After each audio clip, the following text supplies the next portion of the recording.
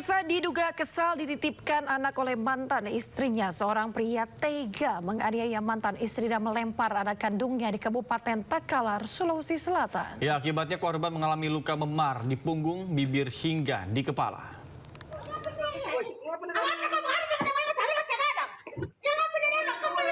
Aksi penganiayaan yang dilakukan oleh seorang pria terhadap mantan istri dan anaknya di Kabupaten Takalar, Sulawesi Selatan.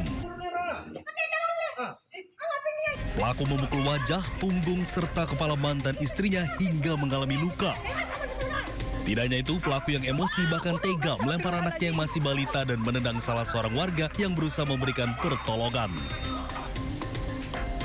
Diduga penganiayaan karena pelaku kesal saat korban menitipkan anaknya kepada pelaku. Menurut korban, ia dipukul oleh mantan suaminya hingga luka di bibir, punggung, hingga kepala. Jadi motifnya adalah si korban ini mau simpang anaknya di mantan suaminya. Sehingga suaminya marah karena si anak ini tidak ada perlengkapan bayinya. Istilahnya ada popoknya atau kelengkapan. Sehingga dia mau kembalikan lagi anaknya ke mantan istrinya. Tindak lanjut dari Polres sendiri, Bang, bagaimana? Jadi tindak lanjut dari Polres, kita sudah terima laporan polisinya, kemudian kita lakukan serangkaian penyelidikan, dan kemudian membuatkan surat permintaan visum korban ke Rumah Sakit Banyuwangi Kaleh, dan selanjutnya kita lakukan pendalaman saksi-saksi ke tahap penyidikan. Kasus penganiayaan kini dalam penyelidikan aparat Satreskrim Polres Takalar, Sulawesi Selatan. Dari Kabupaten Takalar, Sulawesi Selatan, Bukma iNews melaporkan. Pemirsa, tim khusus Direktorat Reserse Narkoba Polda Sumatera Utara mengungkap peredaran ilegal zat ketamin di Jalan Perintis, Desa Sipaku, Kecamatan Simpang 4. Ya, dalam penangkapan ini 2 pelaku yang diduga sebagai pengedar ditangkap.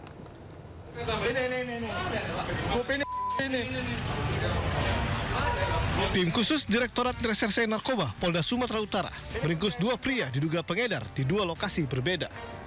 Petugas selanjutnya menggeledah pelaku dan mendapati 3 bungkus plastik teh kemasan diduga kuat mengandung zat ketamin dengan total berat sekitar 2.500 gram dalam bagasi sepeda motor. Hasil pemeriksaan awal, pelaku mengaku bertugas sebagai kurir. Diketahui bahwa nilai transaksi ketamin tersebut mencapai 425 juta rupiah dengan imbalan yang dijanjikan kepada kurir sebesar 10 juta rupiah. Saat ini kedua pelaku beserta seluruh barang bukti telah diamankan di Dinas Narkoba Polda Sumut untuk menjalani proses lebih lanjut. Dari Medan, Sumatera Utara, Amin Nurasid, iNews melaporkan. Pemirsa, akibat remblong truk pengangkut air minum kemasan menyerempet mobil dan juga menabrak 3 rumah warga di kawasan Nagrek, Kabupaten Bandung, Jawa Barat.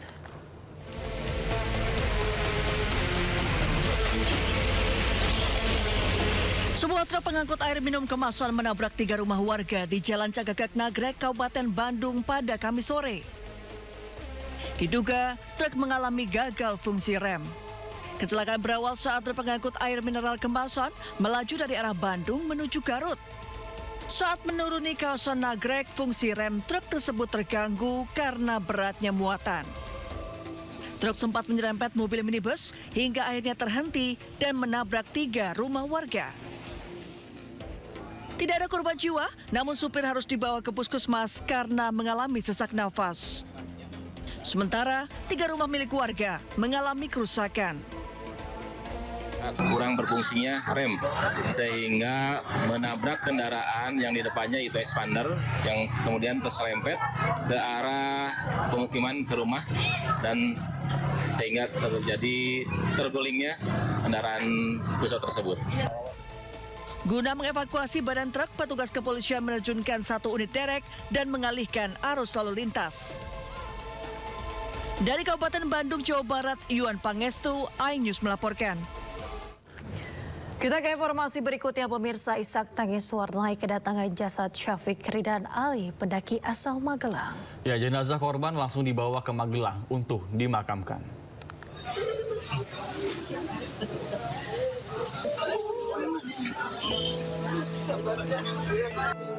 Isak tangis keluarga, kerabat hingga warga pecah saat jenazah Syafiq Ridan Ali Razan tiba di rumah duka di Kelurahan Keramat Utara, Kecamatan Magelang Utara. Jenazah pendaki yang hilang dan ditemukan meninggal dunia di Gunung Slamet tiba di rumah duka pada Kamis malam.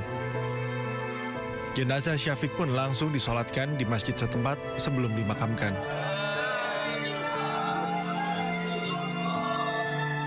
Tangis haru pun kembali pecah saat jenazah Syafiq dimasukkan ke liang lahat untuk dimakamkan. Pihak keluarga pun mengaku telah mengikhlaskan kepergian Syafiq Ridwan Ali. Sebelumnya almarhum Syafiq Ridwan Ali Razan melakukan pendakian bersama temannya Himawan di Gunung Slamet pada 27 Desember lalu dan dilaporkan hilang. Selang beberapa hari, Himawan ditemukan selamat, sedangkan Syafiq Ridwan Ali baru ditemukan setelah 17 hari pencarian dalam kondisi sudah meninggal dunia. Dari Magelang, Jawa Tengah, Puji Hartono, iNews melaporkan. Pemirsa, sebelumnya tim SAR gabungan menemukan jenazah pendaki Syafiq Ridwan Ali Razan setelah 2 pekan lebih hilang di Gunung Slamet, Jawa Tengah. Ya, bahkan proses evakuasi berlangsung dramatis lantaran medan yang terjal dan jenazah ditemukan di kedalaman jurang 20 meter.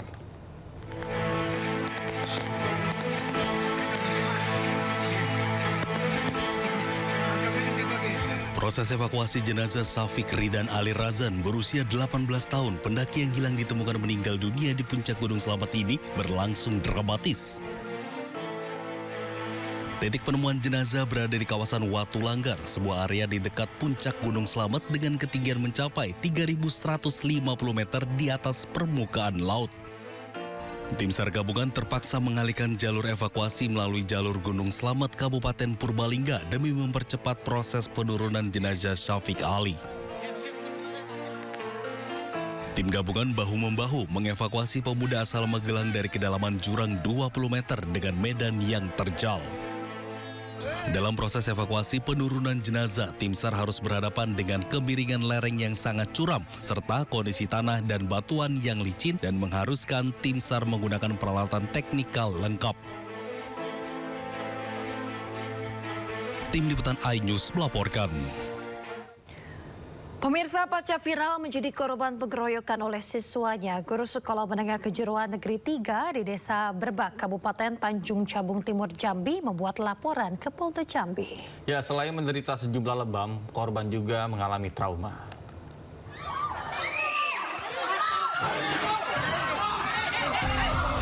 Setelah sempat viral menjadi korban pengeroyokan oleh siswanya, Agus Saputra, seorang guru di sekolah menengah kejuruan negeri 3 Kabupaten Tanjung Jabung Timur, Jambi, resmi melaporkan peristiwa tersebut ke Mapolda Jambi.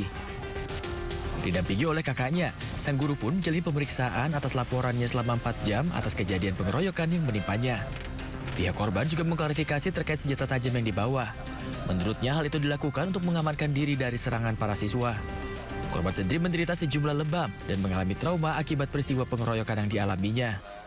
Saya pribadi, keluarga, saya melapor ke sini ada tindakan pengeroyokan yang dilakukan murid-murid.